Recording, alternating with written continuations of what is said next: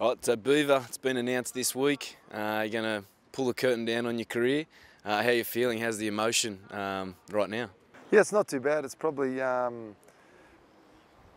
it's a lot of thought process has gone into it over the past couple of months, so it's not too different in my mind. I think as I get closer to coming to my last couple of games, I think it'll sink in then.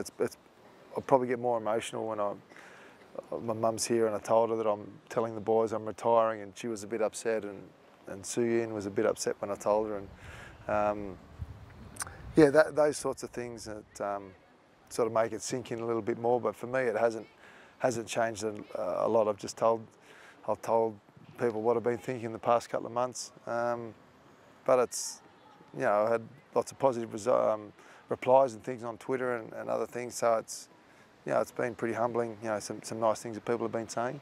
Have you known for a while? You mean, obviously it's been announced this week, but there's been a lot of speculation in the media, England, Australia, here in France, that you might play another season. Have you known for a long time, or has it just been you know, you've just decided recently that, you know, it is finally time? I think 100%. I'm pretty confident at the moment, but during the year I was probably 60%, 70%. It sort of got more and more, and it's, when it's the only job you've ever had and that's the only thing I've ever done in my life, it's hard to say that is it, I'm going to stop doing it. So I think it was just a slower process than I thought. When probably deep down inside I knew this was going to be the last year. In saying that I've sort of thought this could be my last year for the past 5 years. So yeah, I'm 100% now. It's taken me a while to get there.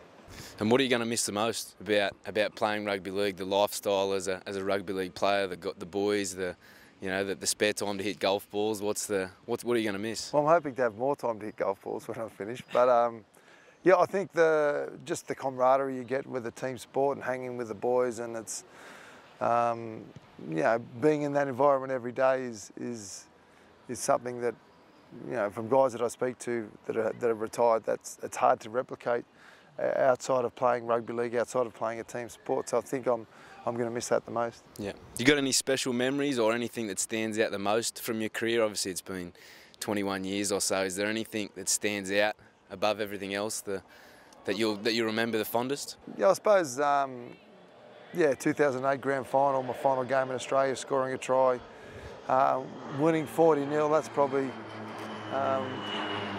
That's probably one of the highlights. You know, to go out the way I did then was, you can't really ask for much more. So that's probably at the top of the list. But I've been lucky enough to play in Origin victories. I won another grand final, played World Cups and '94 Kangaroo Tours and things like that. So it's, yeah, I've been pretty lucky. What does life after rugby league hold for Steve Menzies? What's the short-term plan, and is there a long-term plan? I don't know whether there's a long-term plan. That involves lots of golf and getting the handicap down. In the short term, I'm going to be going to Manly in an ambassador role, you know, throughout different aspects of the business.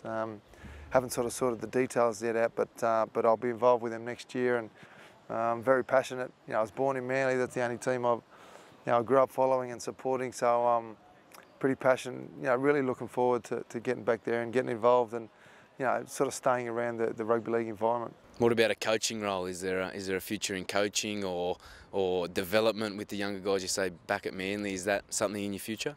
Not exactly sure. I think initially it won't be coaching. I'll you know, more sponsorship and different types of things. But you never know what the future holds. You know, there's a lot of knowledge in this head. It's whether I can get it out and whether it's, you know, I think I'm too relaxed to be a coach anyway. Maybe a second assistant coach or something like that. It's more my style. Got far too much hair.